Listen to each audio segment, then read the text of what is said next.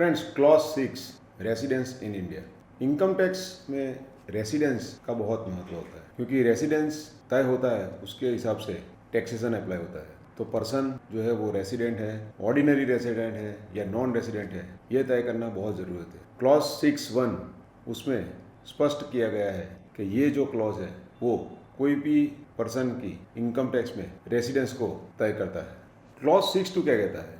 तो कोई इंडिविजुअल वो कब रेसिडेंट माना जाएगा, तो उसमें दो कंडीशन है। कंडीशन ए, अगर किसी भी टैक्स ईयर में वो 182 डेज और उससे ज़्यादा अगर इंडिया में रहता है तो वो रेसिडेंट इन इंडिया माना जाएगा। या फिर क्लॉज 6(2)(b), अगर वो जो टैक्स ईयर है उसमें 60 डेज और मोर रहता है और वो टैक्स ईयर के प्रीसीडिंग 4 ईयर्स में वो 365 डेज और मोर रहता है, तो वो रेसिडेंट ऑफ इंडिया माना जाएगा। क्लॉज 6(3), तो क्लॉज 6(3) ऐसा कहता है, क्लॉज 6(2) में जो बी कंडीशन है, जो 60 डेज इन टैक्स ईयर और प्रीसीडिंग 4 ईयर्स में 365 डेज और मोर की जो कंडीशन है, वो क्लॉज 6(3) में कब अप्लाई नहीं होगी? तो अगर कोई person crew of Indian ship है as defined in section 318 of merchant shipping act 1958 और वो कोई एम्प्लॉयमेंट के लिए इंडिया के बाहर जा रहा है, तो इन दैट केस वो 60 डेज या फिर 365 डेज वाली जो कंडीशन है क्लॉज 6(2)(b) की, वो अप्लाई नहीं होगी। क्लॉज 6(4), तो उसमें भी यही कहा गया है कि जब क्लॉज 6(2)(b) की कंडीशन फिर से अप्लाई नहीं होती है, तो कब अप्लाई नहीं होती है? तो जब पर्सन सिटीजन ऑफ इंडिया हो या वो पर्सन ऑफ इंडियन ओरिजिन हो एंड जो पर्सन इंडिया के बाहर रह रहा है पर किसी काम से वो इंडिया में आ रहा है, तब इन दो केसों में गौर करने की चीज़ है कि इसमें एंड है। तो अगर सिटीजन ऑफ इंडिया और person of Indian origin and वो इंडिया के बाहर रह रहा है और किसी विजिट के लिए आ रहा है, तो उसको क्लॉज 6(2)(b) यानी कि 60 डेज और 365 डेज वाला क्राइटेरिया अप्लाई नहीं होगा।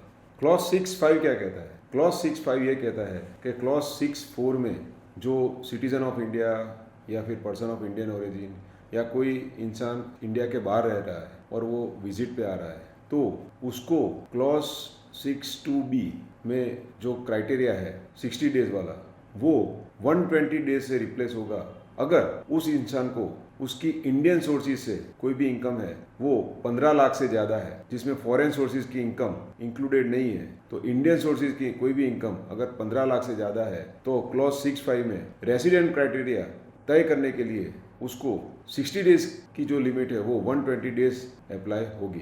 क्लॉज 6(6) क्या कहता है कि अगर कोई पर्सन है वो सिटीजन ऑफ इंडिया है और वो क्रू मेंबर है फॉरेन बाउंड शिप का, तो उस वॉयज में वो जाता है, तो उसके लिए रेसिडेंस का क्राइटेरिया तय करने के लिए जो दिनों की गिनती है वो as per the conditions prescribe माना जाएगा। क्लॉज 6(7) क्या कहता है? तो क्लॉज 6(7) बहुत ही साफ कर देता है, जो वर्ड यूज करता है इरिस्पेक्टिव। पुराने एक्ट में not with standing contain word use होता था, इनकम टैक्स बिल 2025 में अब हर जगह पे इरिस्पेक्टिव वर्ड यूज होता है। तो irrespective of the provisions of subsection 2 to 6, irrespective of the provision of subsection 2 to 6, and individual shall be deemed to be resident of India, shall be deemed to be resident of India if he fulfills the following 3 criteria. Which are the criteria?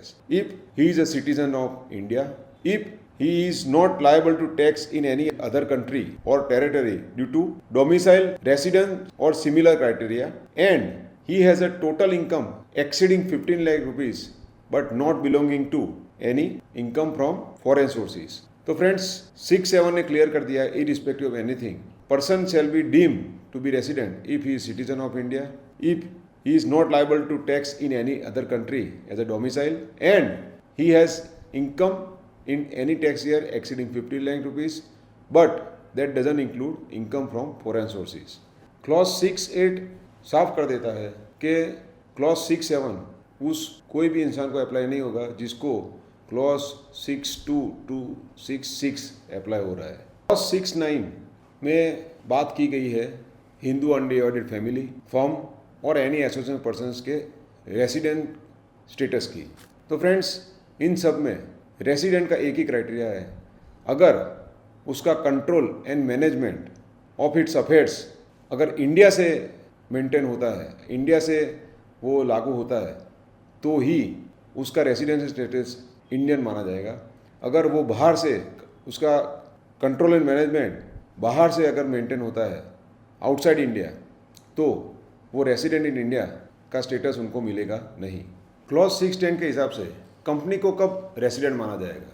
तो company को तब resident माना जाएगा अगर वो Indian company है या फिर उसका place of effective management India में है। तो क्लॉज 610 के हिसाब से what is place of effective management?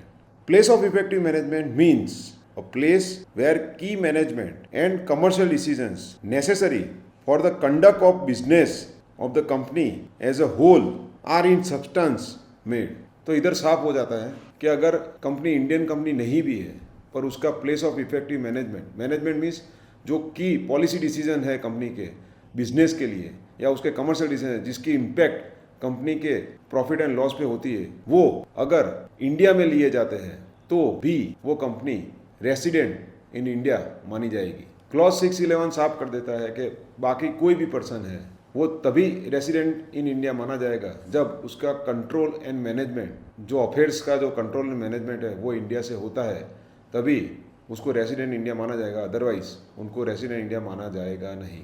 Clause 612 साफ कर देता है कि अगर कोई पर्सन है तो उसकी कोई भी इनकम की वजह से उसको अगर रेसिडेंट इन इंडिया का स्टेटस मिलता है तो फिर उस टैक्स ईयर में उसकी कोई भी इनकम हो उसके लिए उसका स्टेटस रेसिडेंट इन इंडिया ही माना जाएगा। तो once for any tax year if a person status becomes resident in India, then whatever income he earns the status will not change. Clause 613 talks about the person to be treated as not ordinary resident in India. So what are the conditions? A. An individual who has been, or a Hindu undivided family whose manager has been a non-resident in India in 9 out of the 10 tax years preceding that year, or has been in India cumulatively for 729 days or less in 7 tax years preceding that year, or a citizen of India or a person of Indian origin whose total income excluding income from foreign sources exceeds 15 lakhs rupees during the tax year as mentioned in subsection 5, and who has been in India cumulative for 120 days or more but less than 182 days, or a citizen of India who is deemed to be resident in India under subsection 7. And the last clause 614, which explains what is income from foreign sources. So income from foreign sources is the income which accrues or arises outside India। तो जो भी income बाहर generate होती है India के बाहर, India की territory के बाहर, वो सब इनकम फ्रॉम फॉरेन सोर्सेज मानी जाती है। और अगर कोई भी बिजनेस इंडिया से कंट्रोल होता है या किसी भी तरह से income it is deemed to accrue और अराइज इन इंडिया, वो सारी इनकम फ्रॉम फॉरेन सोर्सेज में फॉल होती नहीं है।